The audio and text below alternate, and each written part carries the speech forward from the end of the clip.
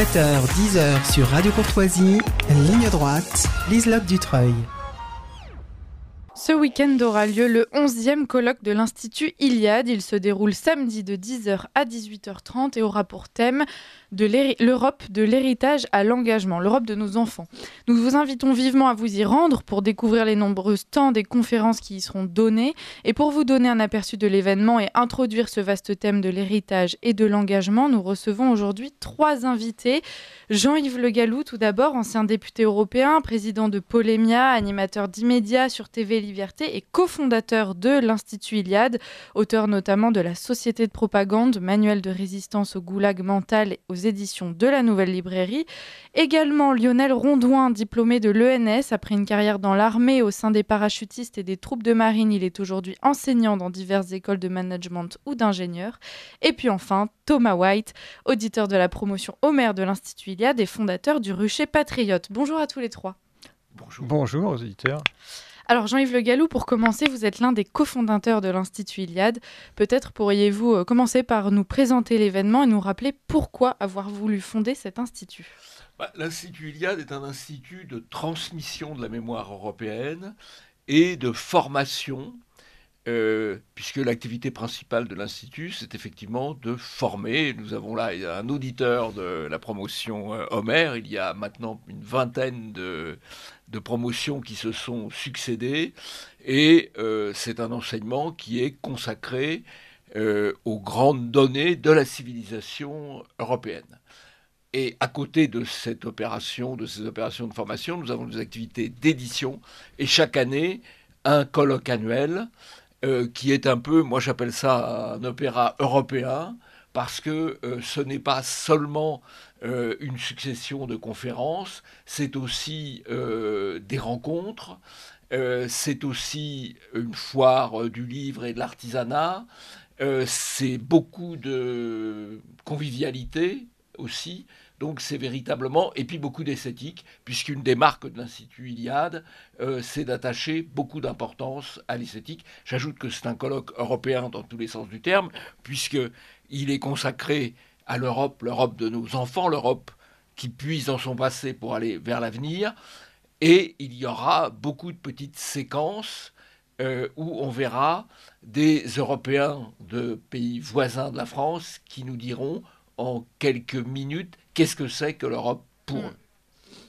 Thomas White, on l'a dit, vous avez été auditeur de l'Institut Iliade et puis vous participez depuis quelques années à ces fameux colloques. Qu'est-ce que ça vous a apporté l'Institut Iliade d'abord et puis juste simplement la participation à ces colloques ? La participation à ces colloques, c'est déjà une ouverture extraordinaire et un enrichissement sur le plan intellectuel, bien sûr, avec les différentes conférences qui sont un peu la colonne vertébrale du colloque, mais il y a tout ce qu'il y a autour, toute la chair, pourrait-on dire, et c'est finalement ce qui est peut-être l'aspect le plus humain et le plus stimulant quand on y va. Moi, j'ai découvert l'Institut Iliade à travers le premier colloque auquel j'ai été, c'était celui de 2018. L'Institut Iliade existe depuis 2014, donc ça avait déjà quelques colloques, et lorsque j'y suis allé en tant que simple congressiste, simple participant, ce qui m'a tout de suite frappé, outre la qualité des conférences, c'était la richesse des stands, et c'est la richesse des rencontres humaines tout simplement que j'ai fait en y allant en tant que simple participant, simple congressiste. J'ai déjà rencontré beaucoup de personnes, dont d'ailleurs plusieurs qui étaient aussi de simples congressistes et qui sont devenus parfois, sans même qu'on se concerte entre nous, des auditeurs que j'ai retrouvés par la suite.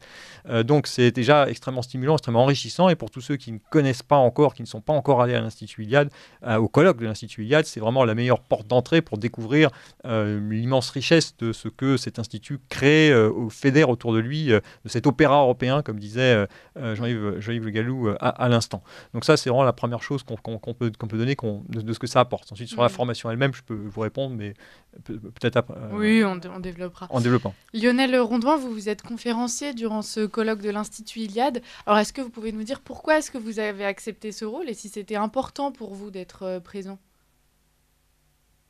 C'était important. Je suis l'Institut Iliade depuis presque sa fondation. Et j'ai déjà eu l'occasion à plusieurs reprises d'intervenir lors du colloque annuel. Et cette année, le thème, qui est un thème à la fois fondamental et extrêmement sensible, ce qui est de fond, qui relève de la plus longue histoire, et en même temps d'une actualité brûlante, c'est-à-dire l'Europe, ça me semblait une une occasion de plus, bien sûr, de faire passer des messages, mais aussi d'interroger les gens, les jeunes spectateurs de ce colloque, peut-être aussi à travers l'audience que peut avoir un colloque de l'Iliade, d'interpeller au-delà de nos milieux sur la gravité de la situation de l'Europe aujourd'hui, dans cette grande faillite qu'est l'Occident contemporain, puisque ce sera une partie importante de mon intervention. Alors, justement, on va revenir au thème de ce colloque. De l'héritage à l'engagement, l'Europe de nos enfants, Jean-Yves Le Gallou, quel est ce lien entre héritage et engagement?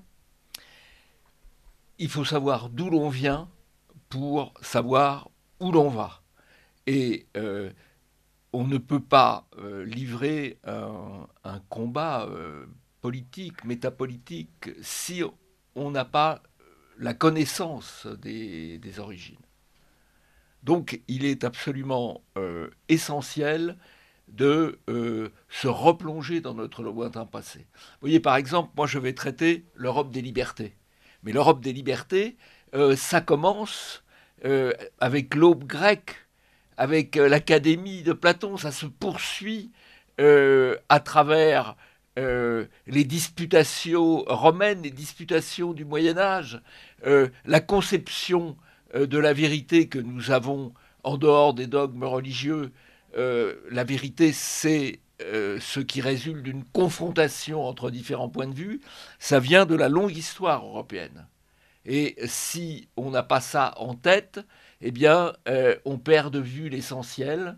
Et on voit aujourd'hui toutes les volontés de restriction des libertés qu'on trouve dans tous les pays européens, qui vont à l'inverse de toute la tradition européenne. Donc il faut retrouver la tradition européenne pour retrouver ne serait-ce que nos libertés. Donc s'engager pour défendre nos libertés, il faut le faire parce que ça fait partie de l'ADN finalement de l'homme et de la femme européen. Absolument. Lionel Rondouin, votre intervention vous portera... Est-ce que vous pourriez nous... Ah pardon, alors attendez, avant tout, il est 8h et c'est l'heure du bulletin d'actualité avec Adèle Rosner. Ligne droite. Chevalier de la table ronde. Oui, oui, oui. Non, non, non. La table ronde.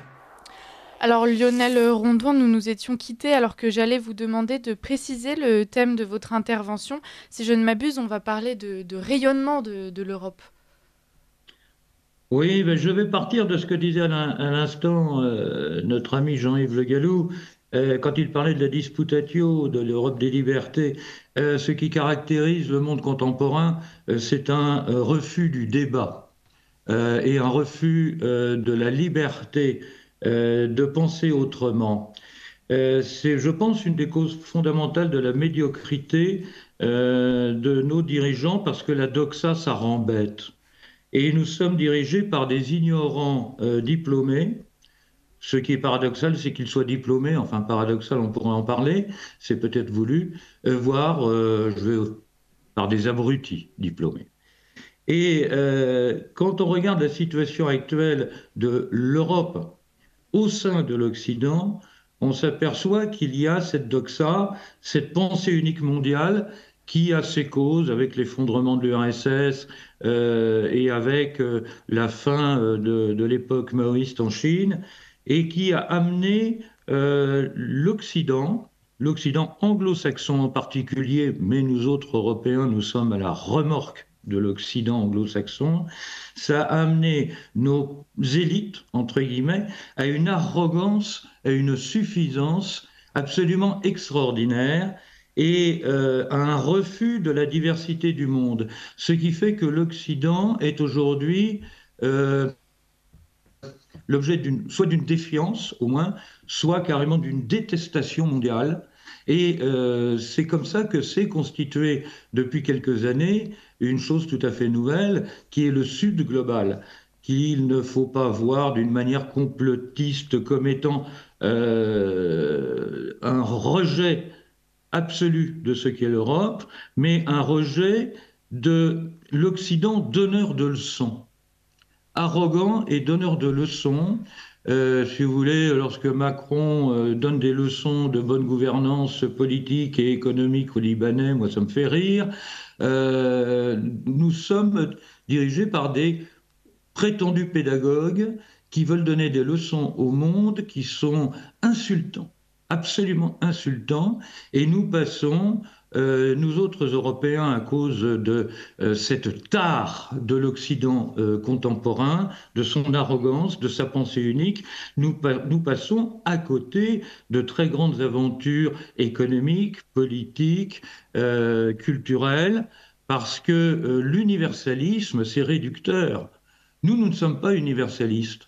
Nous sommes anti-universalistes, nous sommes différentialistes. Et je pense que, en la matière, c'est nous qui sommes le plus ouverts au monde et à sa diversité. Donc, il est temps de donner un coup de pied dans la fourmilière et quitter l'Occident. L'Occident est en train de se quitter lui-même. Tout le débat aujourd'hui, la plus grande partie du débat aux États-Unis sur l'élection présidentielle, c'est de savoir si l'Occident des néoconservateurs va continuer à vouloir imposer sa doxa au monde entier. Et si c'est le cas, et si nous restons arrimés à cet Occident, nous allons perdre. Vous parlez de cette arrogance de nos dirigeants. C'est assez paradoxal parce que finalement, on constate un autre problème, c'est justement le manque de fierté des Européens. On essaie de gommer tout ce qui pourrait justement être valorisé dans notre histoire, dans nos valeurs. Alors, Jean-Yves Le Gallou, aujourd'hui, c'est important de retrouver une fierté européenne ? Alors, vous avez tout à fait raison de souligner cette apparente contradiction. C'est-à-dire, il y a une arrogance vis-à-vis de l'extérieur, en même temps qu'un auto-dénigrement vis-à-vis de l'intérieur. Alors qu'il faudrait effectivement une attitude complètement différente, c'est-à-dire être fier de son passé, assumer son passé, mais reconnaître aux autres le droit d'être différent et ne pas vouloir leur imposer notre propre modèle. Donc il faut vraiment une inversion complète de l'attitude de nos dirigeants. Thomas White, oui. Est-ce que l'Institut Iliade vous a aidé à retrouver ou juste peut-être à renforcer cette fierté d'Européens ? Cette fierté et puis cette conscience effectivement du temps long dont parlait tout à l'heure Jean-Yves. Effectivement, le monde contemporain, nos élites contemporaines ont une grosse difficulté avec la disputatio, comme le disait Lionel Rondouin, mais également, et c'est lié de toute façon, à une énorme inculture, une énorme ignorance qui est de plus en plus flagrante. D'ailleurs, plus on va dans les jeunes générations, quand je dis jeunes générations, je parle de Macron, qui est plus jeune évidemment que la génération de Sarkozy ou de Chirac, ou de Mitterrand, etc. Plus on avance, plus on a l'impression d'une inculture croissante qui accompagne l'effondrement probablement aussi du système éducatif français. Et quand on n'a plus conscience de son histoire, donc du temps long, on n'est plus capable de resituer son présent et on ne vit que dans le présent, que dans un présentisme, ce qui encourage l'absence de capacité à débattre, puisqu'on ne connaît pas autre chose, on n'admet pas qu'il puisse y avoir autre chose que les vérités de notre temps, ou qui semblent dominer dans notre temps. L'Institut Iliade, justement, s'appelle Institut Iliade pour la longue mémoire européenne. Ça, c'est très important et c'est ça que ça apporte. C'est l'un des traits. Moi, j'ai été frappé. Bon, je connaissais personnellement déjà bien l'histoire européenne avant de faire la formation Iliade, mais ça apporte toujours des compléments. Et je connais des gens, peut-être plus jeunes que moi, qui ont intégré la formation Iliade à 18 ans, à 20 ans, à 22 ans, et qui en ressortent avec effectivement une connaissance bien plus affinée, accrue, de cette dimension historique européenne, de ce temps long, de cette histoire qui s'écoule sur près de 3000 ans d'histoire civilisationnelle européenne, si on remonte au moins jusqu'au grand récit homérique. Et ça ancre aussi dans une réalité, ça permet de relativiser le présent et d'avoir des racines fondamentalement. Et donc de s'épanouir aujourd'hui et se projeter dans le futur, puisque c'est aussi le thème du colloque de samedi prochain, l'héritage que l'on veut transmettre à nos enfants. C'est cet aspect mémoire qui est fondamental, je pense. Alors justement, l'importance de la mémoire n'est plus à démontrer. Vous êtes face à des mastodontes aujourd'hui, Jean-Yves Le Gallou. L'Union européenne, ne confondons pas, l'Union européenne elle-même essaie de faire passer des lois pour réécrire cette fameuse histoire. On a récemment des textes qui sont passés visant à promouvoir l'intersectionnalité au sein de l'histoire européenne. Alors, première question, est-ce que tout simplement ce n'est pas un peu démotivant ? Et puis ensuite, comment faire pour faire face à ces institutions qui pèsent justement sur la mémoire européenne et qui finalement nous privent de notre héritage ?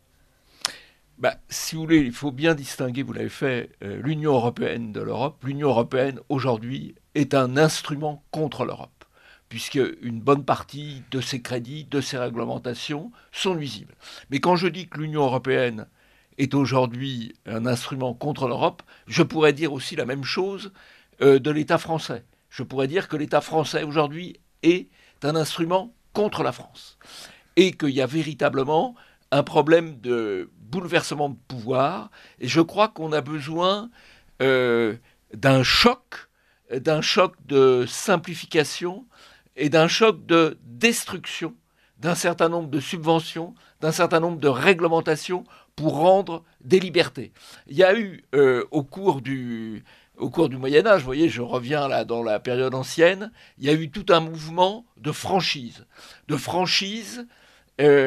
urbaine, de franchise universitaire, de franchise pour les terres, de retour aux libertés, au fond, de retour aux libertés locales, de retour aux libertés des métiers.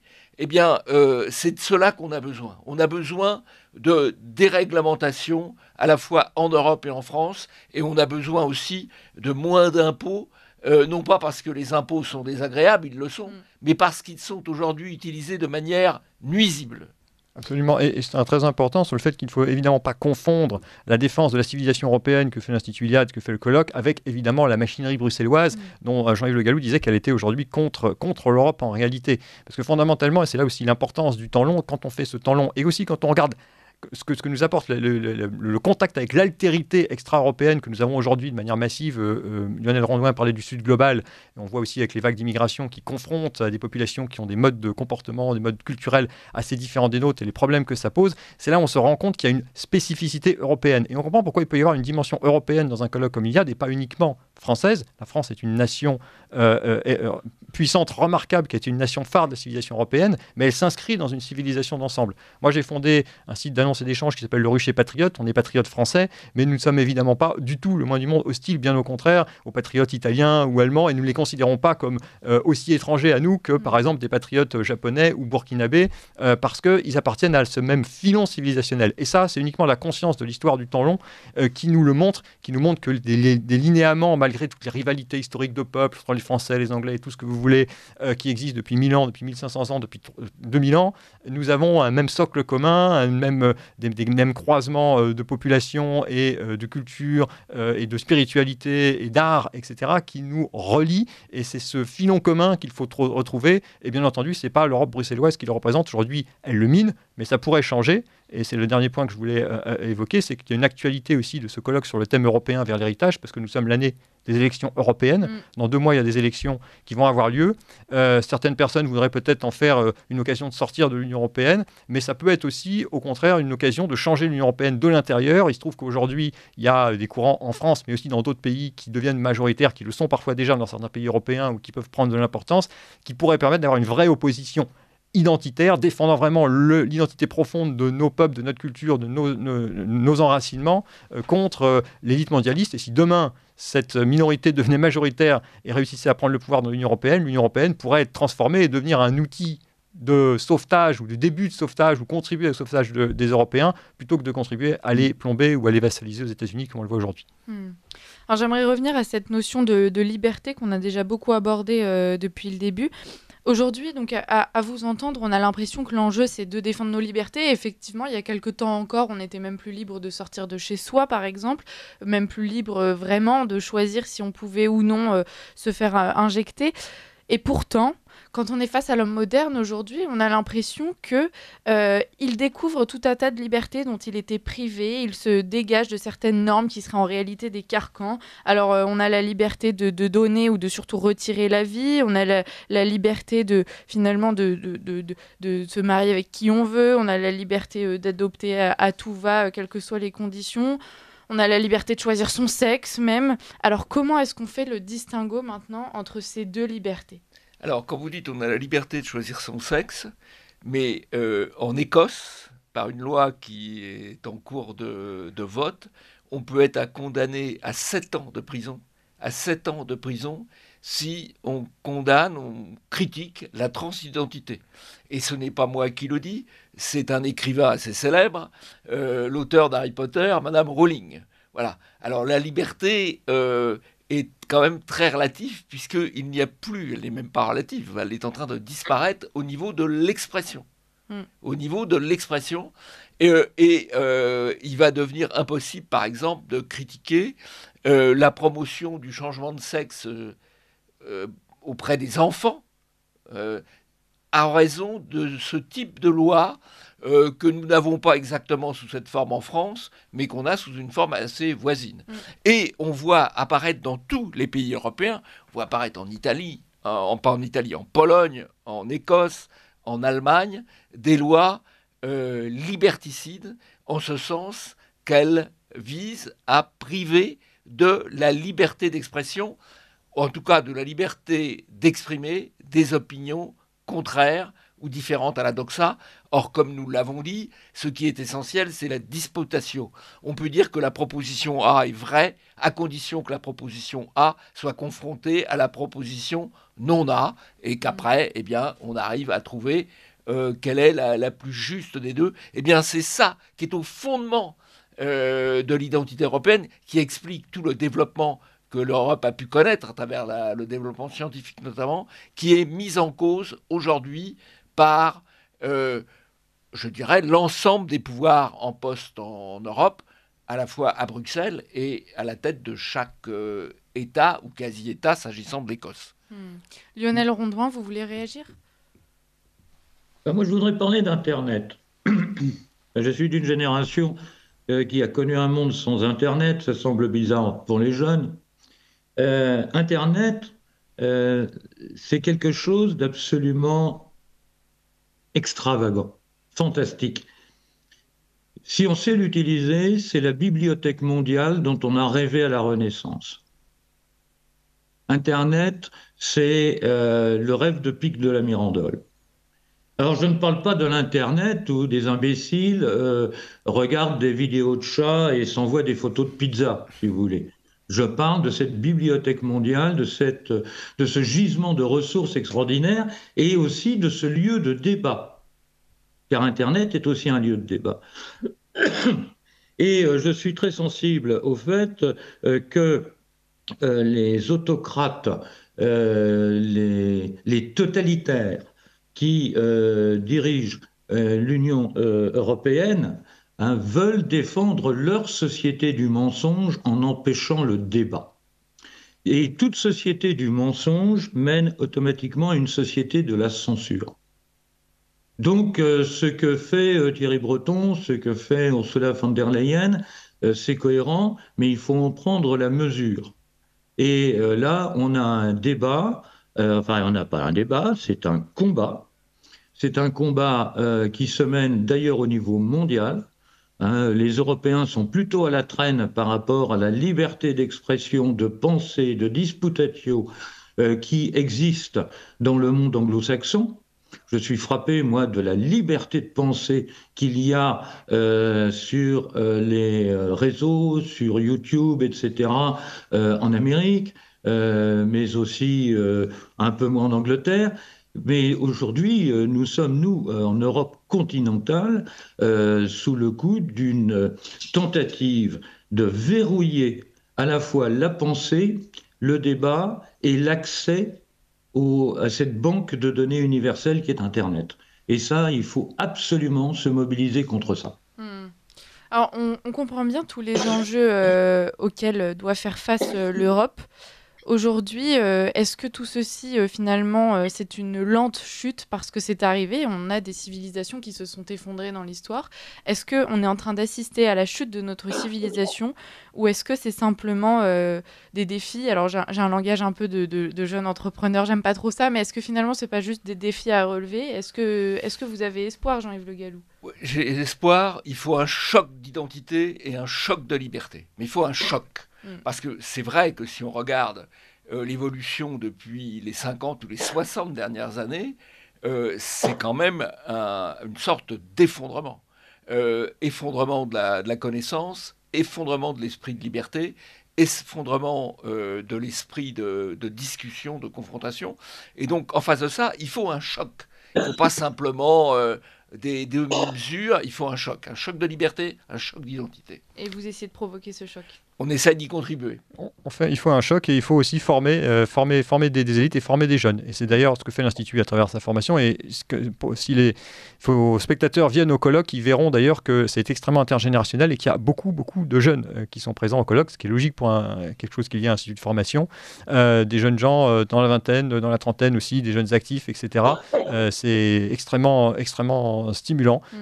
En plus des conférences, je le disais, il y a toute cette vie qu'il y a autour. Il y a une très nombreux stands associatifs, des stands d'artisans, des stands d'artistes, parce que l'Institut Iliade, Jean-Yves le disait au début, c'est aussi une dimension esthétique, et donc il y a beaucoup d'artistes il y a une carte blanche artistique qui est organisée par l'Institut Iliade, qui promeut et qui encourage les artistes à créer, et qui ensuite va les éditer. Il y aura un certain nombre d'artistes qui sont présents, on pourra acheter des œuvres, donc c'est pour ça qu'il y a une dimension opéra européen dans ce colloque, et qui s'adresse en particulier à la jeunesse, et qui peut, on l'espère, contribuer à faire émerger la jeunesse dont on a besoin, aux idées claires, aux consciences de temps long, pour générer ce choc et régénérer effectivement notre civilisation, arrêter qu'elle tombe.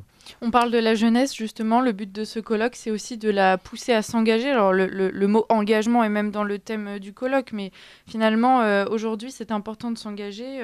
Et peut-être que vous pourriez nous parler des différentes formes d'engagement. Vous l'êtes vous-même à travers le projet que vous portez. Aujourd'hui, s'engager, militer, c'est pas seulement aller dans la rue. Ah, bien sûr, il y a plein, et d'ailleurs, c'est ce qu'il faut dire aux jeunes, il y a plein de manières différentes de s'engager. Il faut trouver la manière de s'engager qui correspond à la fois à vos talents, à vos compétences et à votre goût. Tout le monde n'a pas forcément le goût, même si c'est une très belle forme d'engagement, d'aller tracter sur des marchés, d'aller coller des affiches, etc. On pense toujours à cette forme d'engagement-là, mais il y en a énormément d'autres. Vous pouvez vous engager dans la politique locale, vous pouvez vous engager dans des associations, vous pouvez vous engager dans du culturel. Quand il y a des artistes à travers l'Iliade ou d'autres, comme le collectif des Prohibés, qui je crois aura un stand au colloque Iliade, créer des œuvres, c'est aussi une forme d'engagement. Quand vous créez du beau, ça peut être de créer des associations, de créer des entreprises. Bon, moi, les Ruchers Patriotes, c'est un site d'annonce et d'échange qu'on fait sous forme associative. On aura notre stand, bien sûr, au colloque. C'est tout ce type d'engagement. Et l'Institut Iliade, d'ailleurs, encourage d'autant plus les stagiaires qu'il forme à avoir des projets que, justement, dans le cadre de la formation, il faut réaliser un projet personnel. On peut en réaliser plein d'autres, pas en plus, mais certains écrivent des livres, d'autres lancent des associations, etc.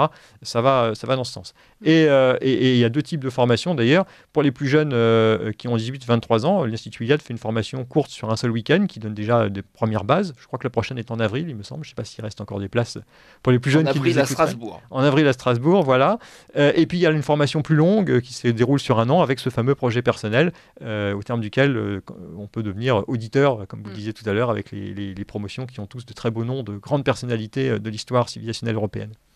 Alors, il nous reste quelques secondes, Jean-Yves Le Gallou, pour conclure. Alors, une seconde, effectivement, il y a, et ça c'est la force des colloques de l'Institut Iliade, toutes les générations, y compris les générations naissantes, puisque nous avons la possibilité d'une halte garderie. Donc, les jeunes parents, qui sont souvent exclus de ces manifestations, peuvent venir, puisque ils peuvent venir avec leurs enfants, et leurs enfants auront une halte garderie sympathique où ils pourront en plus s'amuser. Voilà. Donc, toutes les générations. Et le tout, rappelons-le, au cœur de Paris, dans la prestigieuse maison de la chimie, à côté des Invalides. Donc, c'est vraiment très facile d'accès et un quartier très agréable. Est-ce que vous pourriez rappeler rapidement comment s'inscrire pour le colloque ? S'inscrire, il faut aller sur le site de l'Institut Iliade et on prend un billet très facilement.